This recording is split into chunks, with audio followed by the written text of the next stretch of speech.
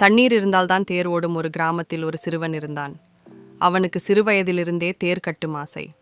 ஒரு நாள் அவன் உறுதியாக முடிவு செய்தான், ஒரு பெரிய அழகான தேர் கட்ட வேண்டும் என்று. அவன் பல நாட்கள் கடுமையாக உழைத்தான்.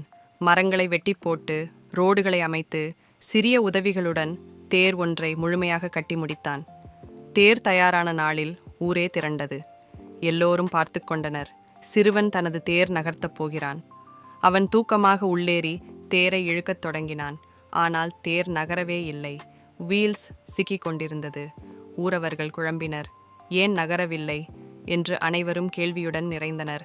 அந்த நேரத்தில் ஒரு மூதாட்டி அருகில் வந்தாள். அவள் கூறினாள், தேரின் சக்கரம் மண்ணில் ஊறிவிட்டது, தண்ணீர் ஊற்றிப்பாரு. அவர்கள் தண்ணீரை கொண்டு வந்து வீல்ஸ் சுற்றி ஊற்றினார்கள். மண் நனைய ஆரம்பித்ததும் தேர் மெதுவாக நகர ஆரம்பித்தது. அந்த சிறுவன் மகிழ்ச்சியுடன் சிந்தித்தான், பெரியதாய் எதையாவது இயக்க அடிப்படை தேவைகள் முதலில் இருக்க வேண்டும் என்பதை. பழமொழி, தண்ணீர் இருந்தால்தான் தேர் ஓடும். அர்த்தம், அடிப்படை தேவைகள் இல்லாமல் எதையும் இயலாது. நெறிமுறை, பெரிய கனவுகளுக்கு முதலில் அடித்தளம் தேவை.